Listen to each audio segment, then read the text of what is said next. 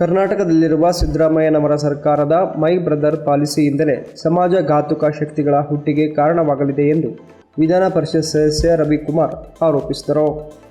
ಅವರಿಂದು ರಾಯಚೂರಿನಲ್ಲಿ ಬಿಜೆಪಿ ಪಕ್ಷದ ಕಾರ್ಯಾಲಯದಲ್ಲಿ ಮಾಧ್ಯಮಗೋಷ್ಠಿಯಲ್ಲಿ ಮಾತನಾಡಿದರು. ಸಿದ್ದರಾಮಯ್ಯ ಮತ್ತು ಡಿಕೆಶಿಯವರು ಶುದ್ಧ ಸುಳ್ಳುಗಾರರಾಗಿದ್ದಾರೆ. ಕೇಂದ್ರದಿಂದ ಎಷ್ಟೇ ಅನುದಾನ ಬಂದರೂ ಕೂಡ ನಮಗೇನು ಕೊಟ್ಟಿಲ್ಲ ಅನ್ನೋದೇ ಅವರ ಗ್ಯಾರಂಟಿಯಾಗಿದೆ. ನಾಡಿನ ಶಕ್ತಿ ಕೇಂದ್ರವಾದ ವಿಧಾನಸೌಧದಲ್ಲಿ ಶತ್ರು ರಾಷ್ಟ್ರದ ಹೆಸರು ಬಳಸಿಕೊಂಡು ಜಿಂದಾಬಾದ್ ಅಂತ ಘೋಷಣೆ ಕೂಗಿದರೂ ಕೂಡ ಆ ರೀತಿ ಘೋಷಣೆ ಕೂಗಿದ ದೇಶದ್ರೋಹಿಗಳ ಮೇಲೆ ಇನ್ನೂ ಕ್ರಮ ಕೈಗೊಂಡಿಲ್ಲ. ಬೆಂಗಳೂರಿನಲ್ಲಿ ನಡೆದ ಬಾಂಬ್ ಬ್ಲಾಸ್ಟ್ ಮಾಡಿದವರನ್ನ ಇನ್ನೂ ಸೆರೆ ಹಿಡಿಯಲಾಗಿಲ್ಲ ಸೇರಿದಂತೆ ಅನೇಕ ವಿಷಯಗಳನ್ನ ಎತ್ತಿ ಕಾಂಗ್ರೆಸ್ ಸರ್ಕಾರದ ವಿರುದ್ಧ ಕಿಡಿಕಾರಿದರು.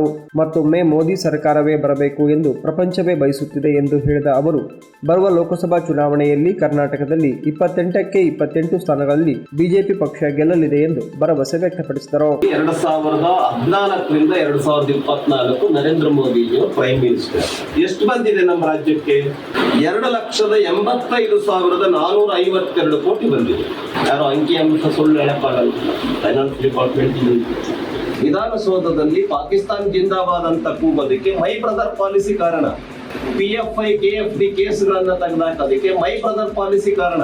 ಸಮಾಜವಾದಿ ಅಂತ ಹೇಳ್ಕೊಳ್ತಾ ಇರ್ತಕ್ಕಂಥ ಮಜಾವಾದಿ ಸಿದ್ದರಾಮಯ್ಯ ಅವರು ಅರ್ಥ ಮಾಡ್ಕೊಳ್ಬೇಕು ಅಂತ ನಾನು ಹೇಳೋದಕ್ಕೆ ಬಯಸ್ತೇನೆ. ಈ ಸಂದರ್ಭದಲ್ಲಿ ಮಾಜಿ ಶಾಸಕ ಎ ಪಾಪಾರೆಡ್ಡಿ, ಶಿವಬಸಪ್ಪ ಮಾಲಿ ಪಾಟೀಲ್, ರವೀಂದ್ರ ಜಲ್ದಾರ್, ಕಡಗೋಲ್ ಆಂಜನೇಯ, ರಾಮಚಂದ್ರ ಕಡಗೋಲ್, ರಾಜ್ಕುಮಾರ್, KM ಪಾಟೀಲ್, ನರಸಣ್ಣ ಯಕ್ಲಾಸ್ಪುರ್ ಸೇರಿದಂತೆ ಇತರೆ ಬಿಜೆಪಿ ಮುಖಂಡರುಗಳು ಉಪಸ್ಥಿತರಿದ್ದರು.